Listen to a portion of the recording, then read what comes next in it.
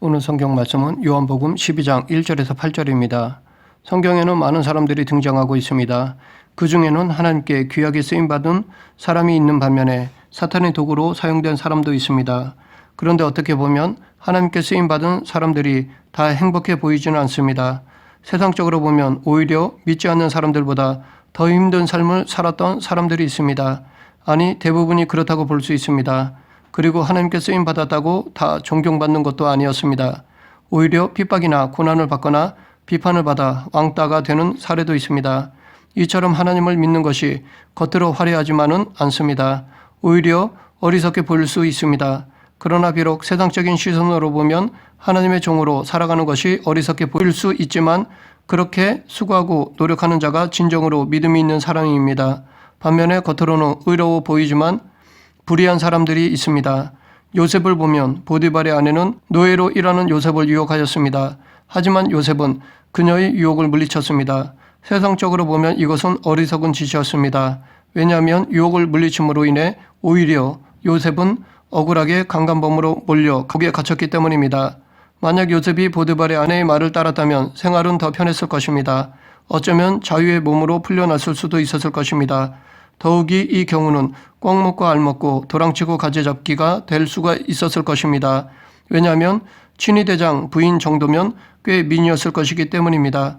그러나 요셉은 이 집에는 나보다 큰 이가 없으며 주인이 아무것도 내게 금하지 아니하였어도 금한 것은 당신뿐이니 당신은 그의 아내임이라. 그런즉 내가 어찌 이 큰 악을 행하여 하나님께 죄를 지으리이까 라고 거절하였습니다. 실제로 지금 이 상황까지 하나님이 요셉에게 해준 것이 아무것도 없고 오히려 지켜주지 않았기 때문에 이런 노예 신세가 되었다고 불평이 나와야 할 상황인데 요셉은 그렇지 않았습니다.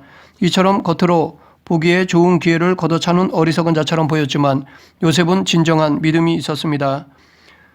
반대로 욥의 세 친구 엘리바스, 빌닷, 소발을 보면 욥은 하루아침에 자식들과 모든 재산을 다 잃었습니다. 설상가상으로 욥은 온몸에 종기가 났습니다. 그런 가운데 욥의 아내는 욥을 위로하기는커녕 하나님을 욕하고 죽으라고 막말하였습니다. 이런 상황에 욥을 위로하고자 세 친구들이 찾아왔습니다. 그런데 욥의 세 친구들도 위로는커녕 오히려 욥을 책망하였습니다. 하나님의 일반은 종인 선상벌악, 인과응보라는 잣대로 욥을 죄인 취급하였습니다. 솔직히 그들이 욥에게 했던 말 그 자체는 틀린 것은 아니었습니다.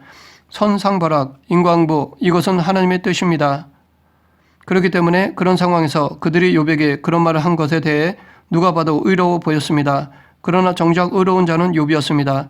그들의 말은 틀린 말이 아니지만 하나님 앞에서 합당치 않은 말이었습니다. 즉 그들의 말이 틀린 것이 아니라 욥에게 그 말을 했다는 것이 옳지 못한 것이었습니다.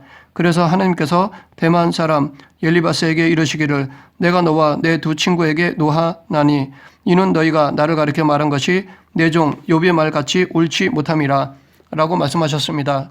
이처럼 욥의 세 친구들은 겉으로는 의로워 보이지만 정작 이들은 불의한 자들이었습니다. 오늘 본문에서도 이와 같이 대조되는 두 사람이 등장합니다. 이 두 사람의 대조를 통해 지금 우리들에게 필요한 교훈을 살펴보겠습니다. 1절 2절 유월절 엿새 전에 예수께서 베다니에 이르시니 이곳은 예수께서 죽은 자 가운데서 살리신 나사로가 있는 곳이라. 거기서 예수를 위하여 잔치할세 마르다는 일을 하고 나사로는 예수와 함께 앉은 자 중에 있더라. 공생의 마지막 한 주를 앞둔 유월절 엿새 전에 예수님은 베다니로 가셨습니다. 유월절은 니산월 14일 해질녘부터 시작됩니다. 그래서 이때가 유월절 엿새 전인 니산월 8일입니다. 아마도 다음 날이 안식일이라서 유대인들은 안식일에는 먼 거리를 여행할 수 없기 때문에 예수님과 제자들은 금요일 저녁 때가 되기 전에 베다니에 도착하셨을 것입니다. 그곳에서 안식일을 보내신 후 토요일 저녁이 되자 잔치를 열었습니다. 그 다음 날에 예수님께서 예루살렘에 입성하셨습니다. 이때 예수님의 공생의 마지막 일주가 시작되는 것입니다. 2절에 거기서라는 말 때문에 잔치가 열리는 곳이 마치 나사로의 집처럼 보입니다. 하지만 평행 본문인 마태복음과 마가복음에서는 잔치의 장소가 나병 환자 시몬의 집으로 말하고 있습니다. 그렇기 때문에 실제로 이 잔치의 주체자는 나병 환자 시몬이었습니다. 그러면 요한이 마태, 마가, 누가와 다르게 이렇게 기록한 이유는 어디에 강조점을 두느냐에 대한 차이 때문입니다. 즉 요한은 나사로의 부활 사건을 더 부각하고자 잔치의 주최자인 시몬은 언급하지 않고 잔치에 함께 참석한 나사로를 중심으로 기록하였던 것입니다.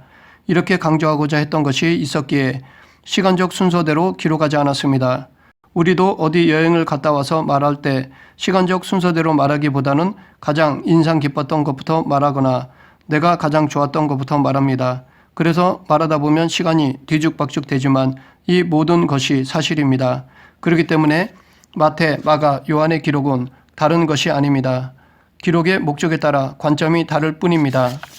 이렇게 예수님이 나병 환자 시몬의 집에서 잔치에 참여하셨을 때 마리아가 한 행동은 3절 마리아는 지극히 비싼 향유 곧 순전한 나드 한 분을 가져다가 예수님의 발에 붓고 자기 머리털로 그의 발을 닦으니 향유 냄새가 집에 가득하더라. 평행 복문이 마태복음과 마가복음에는 향유를 머리에 부었다고 말합니다. 반면에 요한은 발에 부었다고 말하고 있습니다. 이것은 마리아가 향유를 예수님의 머리에서 발까지 부었다는 것을 의미합니다. 왜냐하면 마태복음 26장 12절과 마가복음 14장 8절에서 예수님은 당신의 몸에 향유를 부었다고 말씀하셨기 때문입니다. 그만큼 마리아가 부은 향유는 예수님의 머리에서 발끝까지 온몸에 부을 정도로 많은 양이었습니다. 그러면 요한이 다른 복음서 기자들과 다르게 예수님의 발에다 초점을 맞춘 이유는 요한은 마태복음과 마가복음에서 생략한 마리아가 머리카락으로 예수님의 발을 씻겨준 것을 드러내고자 하였던 것이었습니다. 그로 인해 마리아의 헌신의 마음을 더 높이고자 했던 것입니다. 예수님에 대한 마리아의 사랑을 보여주고자 하였던 것입니다. 마리아는 향유를 예수님을 위해 전부 사용하였습니다. 전부 드렸다는 증거는 평행 본문이 마가복음 14장 3절에 옥합을 깨뜨린 것으로 보아 알 수 있습니다. 마리아는 자기의 가장 귀한 것을 예수님께 전부 드렸습니다. 다시 말해 마리아는 최선을 다해 예수님을 섬겼습니다. 예수님은 이런 마리아의 행동을 칭찬하셨습니다. 이런 마리아의 이 행동은 마치 생활비 전부를 넣은 과부와 같다고 할 수 있습니다. 마가복음 12장 41절부터 44절에 보면 여러 부자들이 헌금함에 많은 돈을 넣는 것을 예수님께서 보셨습니다. 또한 한 가난한 과부가 와서 2렙돈 곧 한 고드란 들을 헌금함에 넣는 것도 보셨습니다. 그리고 제자들에게 말씀하시기를 내가 진실로 너에게 이르노니 이 가난한 과부는 헌금함에 넣는 모든 사람보다 많이 넣었도다. 그들은 다 그 풍족한 중에서 넣었거니와 이 과부는 그 가난한 중에서 자기의 모든 소유 곧 생활비 전부를 넣었느니라 라고 칭찬하셨습니다. 예수님은 돈의 액수보다 우리의 중심을 보십니다. 그래서 형식적으로 남에게 보이고자 많이 낸 부자들보다 최선을 다해 하나님께 드린 과부를 칭찬하셨습니다. 그리고 하나님을 사랑하는 과부를 아무도 알아주지 않았지만 혹은 무시하지만 예수님은 높여주셨습니다. 이와 같이 중심으로 자기 소유를 전부 드린 마리아의 행동에 예수님이 대신 유다의 책망에 대변해 주셨습니다. 즉 마리아를 높여주셨습니다.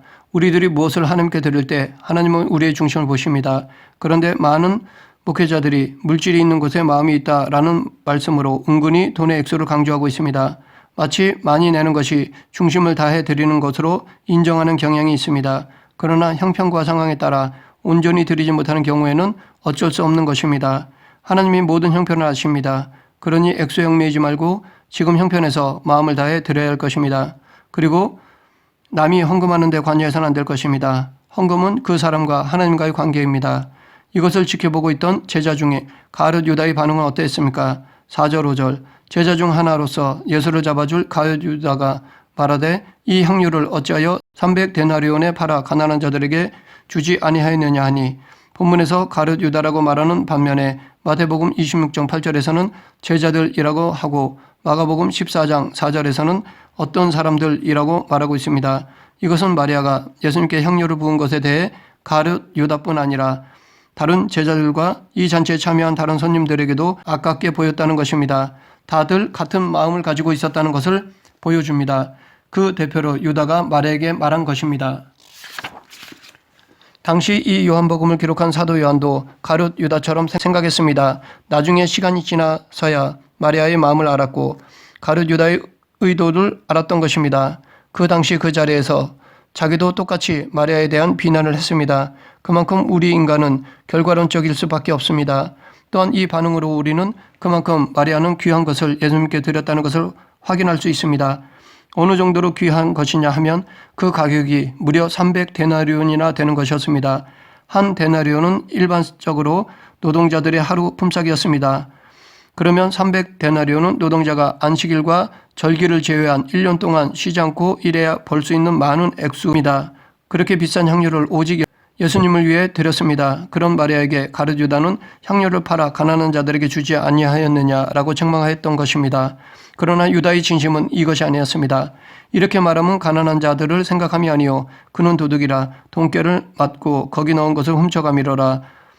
유다는 남들이 듣기에는 의롭게 말했지만 진심은 그것이 아니었습니다. 다시 말해 가식적인 거짓말이었습니다.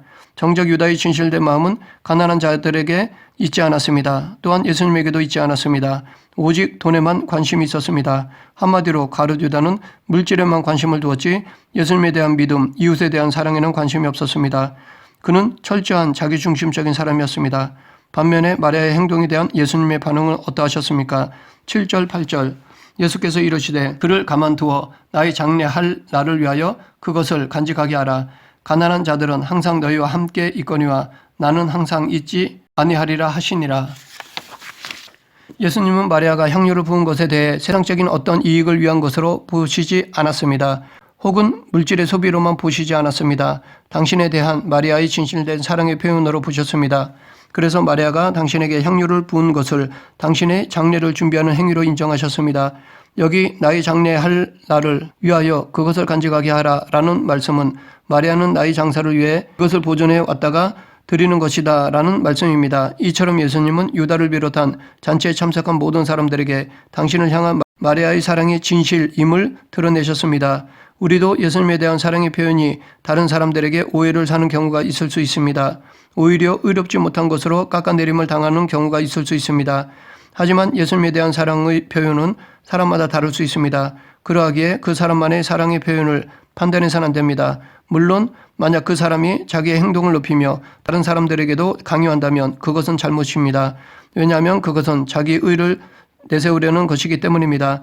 그러나 순수한 마음으로 그렇게 자기의 사랑을 표현했다면 그것은 예수님을 사랑하는 한 표현이 될 수 있다고 생각합니다. 예수님에 대한 사랑의 표현은 대단치 않더라도 중심으로 기쁘게 한다면 그것을 주님은 기뻐하십니다. 또한 예수님은 가난한 자들은 항상 너희와 함께 있거니와 나는 항상 있지 아니하리라 라고 말씀하셨습니다. 이것은 예수님께서 가난한 자를 업신여겨서 하신 말씀이 아닙니다. 예수님은 공생의 기간 동안 가난한 자들에게 대해 많은 관심과 사랑을 베풀어 주셨습니다. 실제로 예수님께 병고침을 받은 사람들의 대부분은 가난한 자들이었습니다. 이 말씀은 단지 가난한 자들은 세상이 존속하는 한 언제든지 존재하기 때문에 저들을 구제할 기회가 얼마든지 있지만 당신은 곧 십자가를 지시기 때문에 기회가 없다는 말씀입니다. 가난한 자들은 항상 너희와 함께 있거니와 이 말씀은 인간이 아무리 이성과 도덕으로 세상을 잘 다스려도 유토피아를 만들려고 해도 안 된다는 것을 의미하기도 합니다. 어떤 뛰어난 인물이 나오더라도 이 세상은 모두가 잘 먹고 잘 살게 할 수는 없다는 것입니다. 왜냐하면 인간은 전적으로 타락하 있기 때문입니다. 그래서 어느 시대건 욕심으로 인해 빈부격차가 있기 마련입니다. 실제로 대부분의 있는 사람들은 나누어 주기는커녕 더 가지려고 하기 때문입니다. 이들은 내가 남보다 더 많이 소유한 것보다는 남이 나보다 덜 소유하는 것에 더 쾌감을 느낍니다. 이것을 해결하는 방법은 이념이나 철학이 아닙니다. 마리아는 자기에게 주어진 기회를 놓치지 않았습니다.